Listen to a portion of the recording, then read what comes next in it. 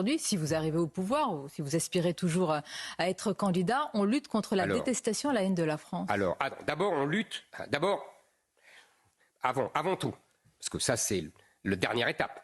Mais d'abord, on rétablit l'ordre et comme on fait le bon diagnostic, c'est-à-dire qu'on sait que ces gens-là ne sont pas dans l'autocontrôle, on n'espère pas une rédemption. On ne fait pas comme ces juges qui disent on va lui donner une peine d'intérêt général. Attendez, d'abord on punit, et on punit sévèrement. D'abord dans ces manifestations, j'étais très étonné, chère Sonia, la police a fait comme d'habitude.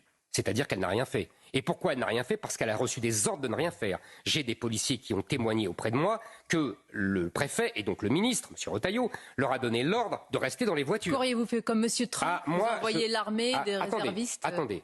Je pense qu'en France, avant d'envoyer l'armée, nous pouvons envoyer des policiers qui sont formés pour ça et qui peuvent régler leurs comptes assez barbares. Régler leurs comptes? Oui, je pense que là, il faut être ferme. Excusez-moi, on est dans un pays où les gilets jaunes, en partie, ont été épargnés. Justement, je note que la seule fois depuis 40 ans où les policiers se sont montrés impitoyables, c'est avec des gilets jaunes, peut-être parce que c'était des Français blancs. Je me pose la question. Parce que pour le reste, à chaque fois qu'il y a des exactions par des arabo-musulmans, alors là, les policiers restent dans les voitures et ils ont des ordres pour cela. Qui sont par ailleurs des Français depuis 2-3 générations. Oui, mais vous savez que qu'ils soient français, ils détestent les Français.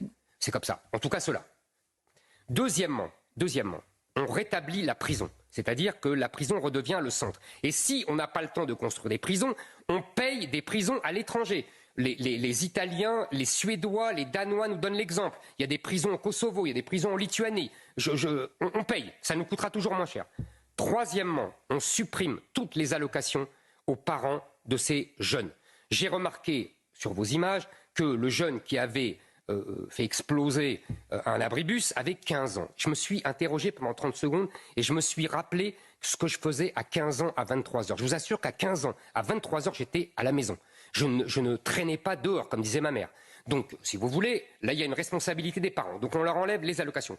Quatrièmement, pour les majeurs qui sont double nationalité, vous savez comme moi que la plupart ont la double nationalité, car dans les lois algériennes, tunisiennes, marocaines, la nationalité ne se perd jamais de ses parents, de ses grands-parents. On les déchoit de nationalité à partir d'un certain délit et évidemment de crime. Et cinquièmement, on les renvoie. C'est la fameuse remigration. Ces gens-là n'ont rien à faire en France. D'ailleurs, ils ne veulent pas être français, ils le disent eux-mêmes. Ils n'aiment pas les Français, ils seront mieux dans le pays de leurs parents.